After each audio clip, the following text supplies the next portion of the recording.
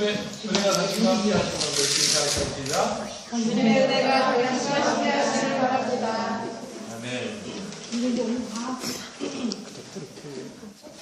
자, 우리 여러분 주보를 보시면 오늘 말씀의 제목이 이렇게 되어 있습니다. 하나님이 원하시는 때 이렇게 되어 있습니다. 오늘 우리 뒤에 스크린이 없기 때문에 우리 요한복음에 있는 말씀을 이렇게 펴주시고 이 말씀을 준비해 주시기 바라겠습니다. 요한복음 9장 1절에 있는 말씀을 이렇게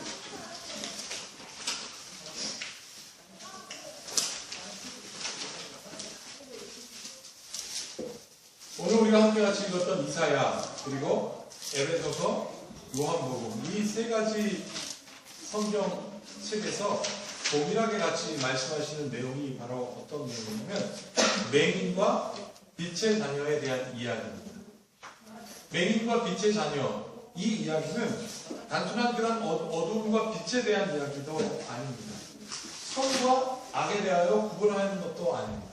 여러분 오늘 이 맹인과 빛의 자녀에 대한 이야기를 계속해서 세 번이나 각 다른 책을 통하여 언급한 것은 우리에게 이것을 말씀해 주기 위한 것입니다. 믿음의 사람들, 하나님을 믿는 믿음의 사람들은 도대체 어떻게 살아야 하는 것을 오늘 얘기해 주고 있습니다. 우리가 이 세상에서 어떻게 살아야 할까? 이것에 대한 도전이고 이것에 대한 명령. 제가 이 말씀을 준비하면서 도대체 사람들은 어떻게 살아가나 이렇게 쳐다보다가 인터넷 기사를 통해서 참 안타까운 기사를 보게 되었습니다. 뭐냐면 우리나라가 세계에서 자살률이 1등이라는 사실을 여러분들은 잘 알고 계시죠? 1분에 한 사람씩 태어나고 10분에 한 사람씩 죽습니다. 무슨 11조도 아니고요. 엄청 많은 사람들이 이렇게 죽어갑니다. 여러분 그런데 이혼율은 어떨까요? 이혼율도 우리나라가 거의 세계 최상급입니다. 최상급이면 몇 등일까요? 어느 안에 들을까요? 이것도 1등입니다. 이혼율도 우리나라가 세계에서 1등이고요. 자살률도 1등입니다. 제가 그걸 보면서 이게 도대체 어떻게 된 건가? 내가 사는 나라인데 우리나라인데 어떻게 우리나라에서 사는 사람이 자살률이 1등이고 이혼율이 1등이라고 생각하니까 갑자기 막 깝깝해지더라고요. 기도를 안 할 수가 없어요. 오늘 말씀해 제목처럼 하나님의 때를 기다려야 되겠는데 그 우리에게 도전이 됩니다. 이런 어려운 삶을 살고 있는 그것도 이혼율, 자살률 1등이 있는 이 나라에서 우리의 믿음의 사람들은 어떻게 살아야 될까? 질문이 안 될 수가 없는 거예요. 여러분 이혼하는 이유를 찾아봤더니 돈 때문이긴 한데 그럼 이혼하게 되는 결정적인 계기가 뭔가? 여러분 돈도 아니었습니다. 우리나라의 경우 이혼을 많이 하게 되는 원인이 가만히 보니까 동거였던 거예요. 동거를 왜 합니까? 한번 같이 살아보고 뜻이 맞으면 살고 아니면 안 산다. 여러분 그래서 뜻이 맞아서 살았으면 이혼하지 말아야죠. 그런데 왜 동거를 하느냐 찾아봤더니 결혼해서 이혼하면 위자료 됩니다. 그래서 동거를 하기 시작해요. 알고 보니까 책임지려고 하지 않는 마음이 결혼하기 전부터 있었던 거예요. 이게 우리나라가 이혼율 1등이 되는 결정적인 원인이었어요. 책임지고 싶어 하는 마음이 없어요. 그래서 반면 이혼하지 않는 사람들에 대해서 한번 조사해 봤는데 이것도 의외의 결과가 나왔습니다. 또 앞으로 결혼할 사람들에게 어떻게 하면 이혼하지 않으려고 물었더니 여러분 참 황당합니다. 이렇게 얘기합니다. 한 달에 남편이 1,000만 원 수입이 있으면 이혼하지 않겠어요. 그리고 이혼하지 않을 겁니다. 그리고 결연하게 여기 절대. 남편이 1,000만 원 수입이 있으면 난 이혼하지 않겠다. 그러면 연봉 1억은 되면 행복을 유지하는데 쉽다는 거예요. 어떻게 행복을 유지하냐? 연봉 1억은 되면 나는 쉽게 행복을 유지할 수 있을 거라고 생각해요. 그래서 국세청에서 조사해봤습니다. 우리나라에 세금을 내는 월급쟁이들이 1,100만 명이 있는데요. 그 중에 연봉 1억이 몇 명이냐면 1,100만 명 중에 40만 명. 그러면 약 5% 정도 돼요. 그래서 국세청에서 그런 조사가 나오니까 사회 여러 조사기관에서 월급별로 계급을 매겼습니다. 계급.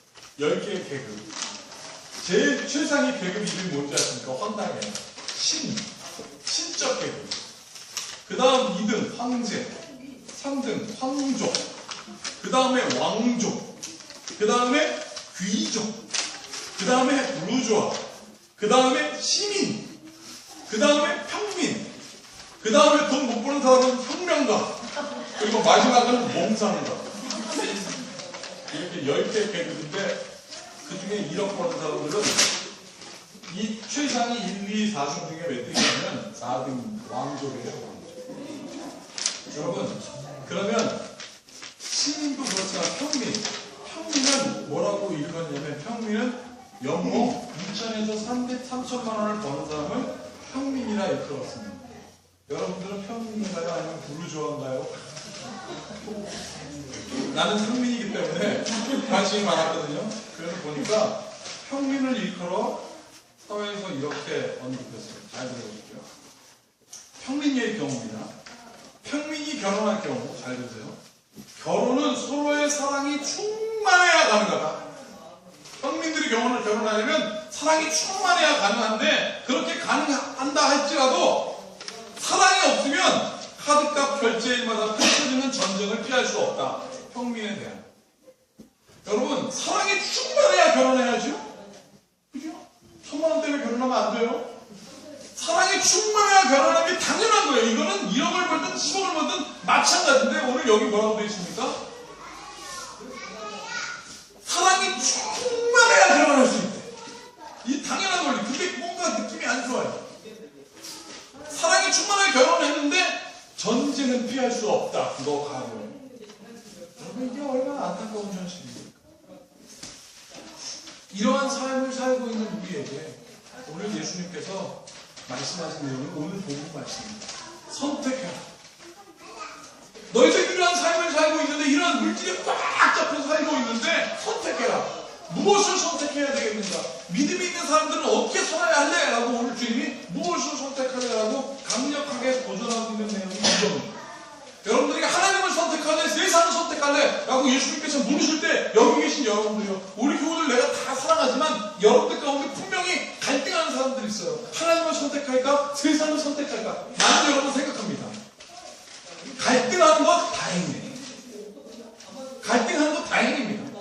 그런데요, 제가 안타까운 것은 많은 믿음 있는 사람들이 서슴지 않고 이 갈등의 상황 가운데 세상 선택합니다. 갈등하지도 않아요. 그냥 뭐 하나님, 무슨 소리야, 세상. 여러분, 오늘 본문 말씀에서 예수님께서 날 때부터 소경된 사람을 고쳐주셨는데요. 오늘 얘기를 보면 이 소경된 사람이 예수님에게 예수님 내 눈 좀 고쳐주세요 라고 하지 않았습니다. 자, 잘 보십시오. 예수님이 먼저 봤습니다. 예수님이 그 소경을 먼저 봤습니다. 절대 그 사람이 고쳐달라고 하지 않았습니다. 이 사람은 날 때부터 소경된 자였습니다. 그런데 잘 보십시오. 사람들이 그 사람 불쌍하게 여깁니다. 사람들이 그 사람 저주받았다고 생각합니다. 그런데 아무리 사람들이 그 사람을 불쌍하게 여기고 그 사람 저주받았다고 오늘 뭐라고 드립니까? 누구 죄 때문에 저렇게 됐습니까? 라고 묻잖아요. 여러분 오늘 보세요. 2절 한번 보세요. 2절 보시면 예수님의 제자들도 이렇게 있습니다. 2절 다 함께 읽어보겠습니다. 시작. 예수님의 이 사람이 2절 제자 시작. 제자들이 물어 이르되 라비여 이 사람이 이름을 것이 무슨 죄를 인함이니까 자기니까 그의 부모니까. 자, 예수님의 제자들이 묻잖아요. 그 사람한테 예수님에게 이 사람에 대하여 묻습니다. 이 사람 눈 못 보는데 누구 죄 때문입니까? 그럼 무슨 뜻이라는 거예요? 자기 보니까 불쌍한 거예요. 자기 보니까 이상한 거예요. 너무나 처참하게 살고 있는 거예요. 여러분 그때 한번 생각해 보십시오. 그 사람 입장을 놓고 한번 생각해 보십시오. 날 때부터 이 사람을 안 보였으면 보는 게 뭔지 모르는 사람이에요. 그냥 보는 게 뭔지 몰랐기 때문에 이 사람은 살 때 그냥 좀 부딪히고 넘어지는 것뿐 여러분 불편한 게 사실은 뭔지 모르는 사람이었어요. 이 사람은. 저 대전에 한밭대학교라고 있는데 거기에 날 때부터 눈 안 보인 사람이 대학생이 됐는데 이 사람 학교 어떻게 다니는지 아십니까? 이거 아닙니다. 무슨 개목줄 잡고 학교 안 다닙니다. 이 친구 학교 어떻게 다니는지 아세요? 자전거 타고 다녀요. 그거 안 보입니다. 세상에 이런 일이라는 데 나왔어요. 자전거 타고 가는데 또 초음파를 느낀대요. 어떤 사람이 앞에 있다 그러면 피해요. 그 앞에 전봇대 있잖아요? 전봇대 있으면 전봇대를 느낀다는 거야. 또 있지 않습니까? 그리고 타고 다니고 자전거를 가지고 막 광장에서 이렇게 뺑글뺑글 돌면서 눈 안 보여요. 여러분, 날 때부터 소송된 사람이 안 보이는 거는 자기의 입장에서는 별 불편함이 없어요. 그런데 지금 누가 난리치고 있습니까? 주변에 있는 사람들이 난리치는 거예요. 불쌍하다, 누구 죄냐, 저거 저주받았다. 그러니까 부모님도 괜히 위축되었고 얘 내팽개치고 그러니까 지금 어떻게 살고 있었습니까? 거지로 살고 있었던 거예요. 이 사람의 삶 속에 뭐? 아름다움? 뷰티풀? 이런 거에 대해서 별로 관심이 없습니다. 왜? 안 보이니까. 그러나 좋다라는 걸 알고 있습니다. 좋고 나쁜 걸 아는 사람이에요. 그런데 별 보는 것 때문에 문제없는 사람의 마음을 나쁘게 만들었습니다. 어떻게 해요? 아이고 불쌍해. 아이고 저주받았어. 아이고 누구 죄 때문에. 이게 누구의 관심이냐는 거예요. 우리의 관심. 우리의 관심. 제자들의 관심이었어요. 사랑하는 여러분, 하나님에 대한 관심은 없고 우리 계속 하나님이 그에 대하여 예수님 뭐라고 그랬어요? 하나님의 일을 나타내고자 하심이라 그랬지. 여러분, 우리가 걱정하지 말아라. 너희들의 보는 걸로 근심하지 말아라. 4절 한번 보세요. 4절 가보세요. 4절에 뭐라고 되어 있습니까? 다 같이 읽겠습니다. 때가 아직 낮음에 나를 보내신 이의 일을 우리가 자, 하나님의 때를 낮이라고 표현했습니다. 낮이라는 건 무엇입니까? 모든 게 다 드러나고 분명해지니까 당당해라. 낮에는 숨겨지지 않는다. 그러니까 당당해라. 여러분, 우리가 현재 보여지는 우리의 사건의 일들로 무엇을 선택해야 하는지 갈등하는 그 문제로 보이는 현상 때문에 눈을 가리고 하나님을 못 보지 말아라 이거예요. 숨지 말아라. 그 어둠 속에 있지 말고 당당하게 하나님의 때에 거하라. 낮에 거하라. 하나님이 우리의 삶을 드러나게 하시고 분명하게 하게 하시고. 여러분, 그러면 이 하나님의 때를 우리가 어떻게 살 수 있을까? 하나님의 뜻을 우리가 어떻게 판별을 해서 살아갈까? 이건 아주 단순합니다. 하나님의 때와 하나님의 뜻을 어떻게 우리가 알고 살아갈까? 여러분 잘 들으십시오. 단호해야 해요. 제가 아까 서두에 얘기했죠. 하나님을 선택할까? 세상을 선택할까? 갈등하는 것 그래도 다행이라고. 여러분 다행이라고 여기는 그 자리에 갔다면 우리가 어떻게 되냐면 단호해요. 단호하게 우리가 그래요. 내가 하나님의 편에 서겠어요. 이게 하나님의 뜻에 하나님의 낯에 거하는 사람. 여러분 오늘 에베소서 5장 우리가 읽었던 에베소서 5장 10절에 무슨 얘기가 나오냐면 주를 기쁘게 하실 것이 무엇인가 시험해봐라 그랬어요. 단호하게 한번 해보십시오. 주를 기뻐하게 하실 것이 무엇인가 시험해봐라. 시험이라는 말을 영어 사전에 다루면 테스트라고 나옵니다. 템페이션이 아니에요. 테스트. 한번 해봐. 시도해봐. 되나 안 되나. 여러분 종교적 망상에 빠진 사람들 정신병자라고 하거든요. 그리고 스트롱 크리스천, 믿음의 강력한 하나님의 사람들 비슷한 게 있습니다. 종교적 망상에 빠진 사람과 믿음의 강한 용사, 스트롱 크리스천하고 비슷한 게 있어요. 그게 뭔지 아십니까?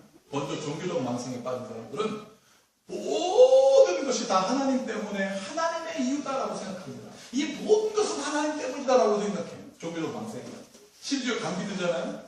그러면 하나님께서 주신 뜻이 있을 거야. 그러니까 어떻게 해요? 기도해. 제가 아는 사람이요. 감기 걸렸는데, 아들이 감기 걸렸는데, 기도하라고 그랬어요. 약도 안 먹였습니다. 체질이 허약하네요. 해외에 와가지고 폐혈증으로 죽었습니다. 그분이 뭐라고 그랬는지 아십니까? 하나님께 감사하라. 제가 아픈 중에 똑바로 기도하지 못해서 저렇게 됐다는 거예요. 종교적 망상에 빠진 사람들은 이렇게 오면 박희진 집사님 뒤에 하나님 서 있어. 그리고 막 어디 가서 박희진 집사님이 뭐 어디 가서 무슨 안 좋은 소문 막 거기 다 막이 없어요. 그래요. 여러분 종교적 망상에 빠진 사람들의 특징은 뭐냐면 하나님을 두려워하는 거예요. 내가 이렇게 하면 하나님 혼낼 거야. 그러니까 우리 자식이 기도 덜 해가지고 내가 기도 덜 해가지고 죽은 걸로만 여기는 거예요.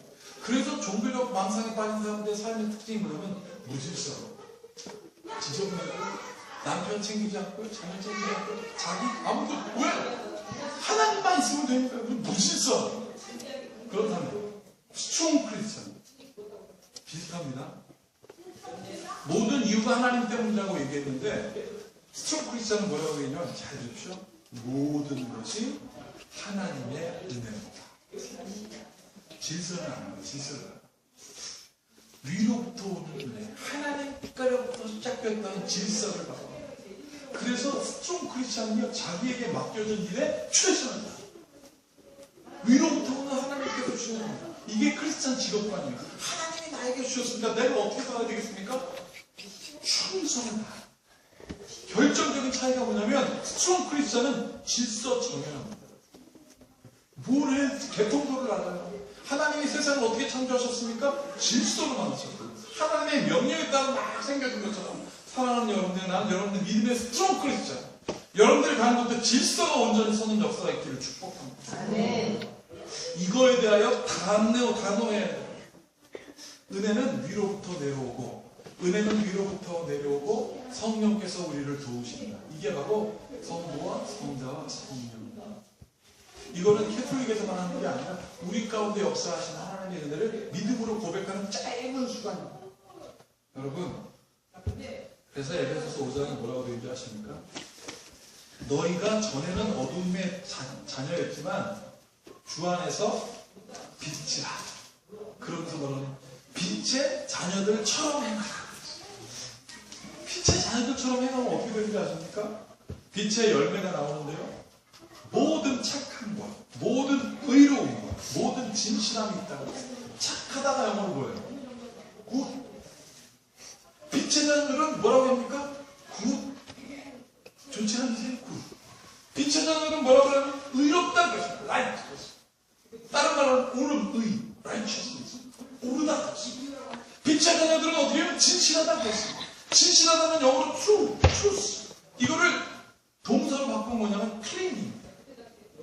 빛의 자녀들은요, 진실해, 깨끗해요, 질서정해요. 바르고 옳고요, 굿이라고 말합니다. 세상에 인정받지 않을 수가 없습니다. 여러분, 우리 자녀들이 군대를 가잖아요. 이제 쇼지타님도 경험하시겠지만, 경험하실 거예요. 면제를 꿈꾸지 마. 갔다. 군대를 갈 겁니다. 군대를 가는데 부모님들이 자녀가 군대를 갔다라는 것을 언제 깨달을까? 절실하게 깨달을까? 군대 갔던 자녀의 첫 편지가 딱 왔을 때, 그때 막 착한 사랑하는 어머니 얘기를 막 멈춰요. 이것도 아니랍니다. 두 번째, 첫 휴가 갔다 온 아들이 얼굴 쭉 빠져갖고 새까매갖고 탁 떠갖고 충성! 딱 이러잖아요? 그럼 뭐 군인된 줄 아세요? 아이고, 내 새끼가 저렇게 살 빠졌네. 아이고, 안타까워. 여러분, 진짜 내 자녀가 군대 갔다라는 것을 절실하게 깨닫는 모든 것들은 뭐냐면 이거라고 합니다. 우리 자녀가 군대 갈 때 입었던 그 옷이 집으로 딱 다시 왔을 때 깨닫는데요. 우리 아들이 군대 갔구나. 여러분, 이거 상징하는 거가 굉장히 큽니다. 그 전에 세상에서 입었던 옷을 다 벗어야 돼요. 그리고 군복으로 갈아입는 순간 보세요. 그들은 같은 생각을 하고 있어요. 그들은 같은 생각을 합니다. 같이 일어나고 같이 자고 같은 음식을 먹고 같은 생각을 합니다. 왜요? 나아가서는 강한 용사로 만들기 위하여 같은 생각, 같은 음식, 같은 행동, 같은 모양으로 그들이 군인이 되어서 나온다는 거예요. 그렇다면 여러분, 우리가 무엇에 대하여 단호해야 할까? 예수 그리스도로 인하여 다 같아지는 거예요. 이전 것을 우리가 벗어버리는 거예요. 여러분이 그리스도의 몸이 된 이상, 그리스도의 사람으로 사는 이상, 우리가 무엇으로 같은 생각을 해야 되느냐? 예수 그리스도. 무엇으로 살아가야 하느냐? In the name of Jesus. 예수 그리스도의 이름으로 살아가는 거예요. 그러면 어떻게 됩니까? 믿음의 강한 용사로 담대해지는 거예요. 다 드러나 버리는 거예요. 빛의 자녀들은요, 절대 지름길을 찾지 않습니다. 하나님께 갈 때 지름길을 찾을 필요가 없어요. 왜? 길이 하나의 원웨이예요. 지저스 예수 그리스도. 그래서 예수님께서 말씀하신 거예요. 내 이름으로 구하라. 내가 실행하겠다. 내 이름으로 구하면 능치 못한 일이 없겠다. 구하고 자꾸 들으라. 누구의 이름으로? 예수의 이름으로. 그 이름에 단호하는 여러분들 될 걸 축복합니다. 아멘. 여러분, 예수를 그래서 세상의 방법이 아닌 자신만의 방법으로 날 때부터 소경된 자를 고치셨어요. 어떻게 해요? 세상의 방법은 무엇입니까? 힘을 째고 뭐 어떡하겠죠? 예수님의 방법이 독특합니다. 침을 뱉어서 진흙을 이겨 눈에 붙이셨어요. 간단하죠? 그렇게 알아요. 여러분, 그 사람이 지금 예수님이 부르신 것도 아니에요. 아니, 그가 부른 것도 아니에요. 예수님이 불렀잖아요. 근데 절묘하게 부르셨습니다. 언제? 보냄을 받았다라는 실로암 연막 근처에서 불렀어요. 보냄을 받았다는 그 실로암 근처에 그 사람이 소경된 모습으로 거지에 처참한 모습으로 있는 예수님을 부르셨어요. 그리고 어떻게 해요? 눈에다가 진흙을 받아서 가라. 여러분, 그때 여러분들의 관심은 어디 있을까요? 이 사람들의 관심은 어디 있을까요? 진흙에 가 있습니다. 진흙. 저 황당하게도 날 때부터 소경된다. 저 사람이 안 해본 것도 없을 텐데, 그러니까 묻잖아요. 예수님, 저 사람이 도대체 누구 죄 때문에 저렇게 됐습니까? 그러면 물으면 해결을 해주셔야 되는데 어떻게 합니까? 진흙을 이겨서 딱딱딱 붙여졌어요. 여러분, 생산을 하면 진흙을 받은 채로 무슨 두꺼비처럼 이렇게 하고 막 갈 거 아니겠습니까? 이렇게. 우리의 눈은 다 어디에 꽂혀있냐면 도대체 저 진흙을 왜 받았을까요? 이게 우리의 관심. 보이는 거에 관심, 우리의 관심. 근데 날 때부터 소경된 자의 관심은 어디에 있을까요? 그의 관심은 진흙에 있지 않다. 그의 관심은 예수님의 명령, 예수님의 말씀, 그의 음성이 날 때부터 소경되어 듣는 것에 발달되어 있는 그의 그 귀를 관통하여 그의 마음에 탁 내주하였습니다. 보이지 않잖아요. 보지도 못하잖아요. 그러니까 듣는 거에 관심이 많을 수밖에 없었습니다. 예수님의 말씀에 관심으로 그는 일어났습니다. 예수님 말씀대로 일어나 걷기 시작했습니다. 그리고 씻으라 하니 그곳에서 씻는 그 순간 눈이 밝아졌습니다. 아멘. 여러분, 그래서 오늘 7절 한번 보세요. 7절 다 함께 같이 읽어보겠습니다. 시작. 이르시되 실로암 못에 가서 씻으라시니 이에 가서 씻고 밝은 눈으로 왔더라. 사람들의 저주로부터 이제 해방됩니다. 사람들은 그의 보이는 현상 가지고 저주했잖아요. 이 사람은 해방됐습니다. 예수님의 이름. 사랑하는 여러분, 그런 여러분 하나님을 믿으십시오. 여러분들을 구원하신 예수님을 믿으십시오. 아멘. 우리 지금도 우리를 도우시는 성령 하나님을 믿으십시오. 아멘. 이것에 대하여 단호해야 우리가 눈을 뜹니다. 이 믿음의 역사가 이것에 단호한 사람들을 통하여 이 믿음의 역사가 세상을 깜짝 놀라게 하는 그 증거가 오늘 있습니다. 8절부터 10절로 한번 같이 읽어볼까요? 자, 8절부터 10절입니다. 시작. 이웃 사람들과 전에 그가 버린 것을 보았던 사람들이 이르되 이는 앉아서 그걸 아픈 자가 아니냐? 어떤 사람은 그가 아픈 사람이라 하며 어떤 사람은 아니라 그 앞에 서라. 그가 대답하되 내가 그라 하니 사람들이 묻되 그러면 내 성령을 어떻게 하느냐? 여러분, 사람들이 못 믿겠는 거예요. 그때 그 거린이 자기들도 못 믿겠는 거예요. 완전히 새 사람이 된 거예요. 예수 그리스도의 음성만으로 듣고 따랐을 뿐인데 완전히 새 사람이 된 거예요. 사랑하는 여러분들, 그러니 세상 사람들이 묻죠. 저 사람 그 사람 아니야? 그 사람들이 뭐라고 해요? 아니야. 어떤 사람 아니야, 비슷한 것 같아 라고 막 자기들끼리 난리가 났습니다. 못 믿겠는 거예요. 근데 그가 뭐라고 합니까? 써서 내가 그다. 완전히 뒤집어져 새 사람들. 난 여러분들을 보면서 세상 사람들이 그렇게 되길 축복합니다. 난 이웃이야. 여러분, 그렇게 살아야 돼. 완전히 뒤집어지는. 그 사람이 그렇게 얘기하면서 뭐라고 했는지 아십니까? 11절에. 이 사람이 내가 그동안 받았던 은혜를 알아요. 11절 한번 보세요. 다 같이 시작. 대답하되 예수라 하는 그 사람이 진흙을 이겨 내 눈에 바르고 나더러 실로암에 가서 씻으라 하기에 가서 씻었더니 보게 되었더라. 여러분, 무엇입니까? 지금까지 있었던 은혜를 내가 다 아는 거예요. 예수 그리스도 이름으로 거듭난 사람은 이전 하나님께서 주신 모든 일이 기억나는 거예요. 내가 오늘 이 자리까지 오게 되는 게 구체적으로 알된 믿음으로 오게 되는 거예요. 그러니까 어떻게 돼요? 단호해지는 거예요. 지난 세브란스 병원에 화요일날 세브란스 병원에서 찬양하고 말씀도 우리가 진도하러 갔는데 우리 송신석 간사가 막 찬양을 막 해요. 근데 그 찬양 소리가 저 복도에 그냥 팍 차더라고요. 제가 말씀을 준비하려고 물 한 잔 뜨려고 이제 살짝 나가가지고 그 복도 중앙에 있는 정수기로 막 가고 있는데 어떤 자매 한 사람이 막 제 앞으로 와요. 여기에 링거를, 왼손에 링거를 막 굴리면서 와요. 응? 여기 이렇게 딱 그 전화가 오니까 전화를 딱 대. 이 전화기가 분홍색이야, 분홍색. 받았어요. 그래서 뭐라고 하는 줄 아십니까? 뭐라고 하니까 나 지금 번수 예배실에 예배하다가 그래서 제 얼굴죠? 그 모습이 제 눈에 딱 약간 격양된 그 목소리 그리고 분홍색 그 전화기 그 음성이 마치 보이는 형상처럼 제 눈에 확 들어왔습니다. 그 순간 그 모습을 딱 보는 순간 오늘 예배에 대한 기대가 너무 확 됩니다. 하나님 오늘 얼마나 큰 은혜를 주실까. 그리고 찬양을 인도하는데 찬양을 인도하는 홍만사님들 다시 가서 앉았어요.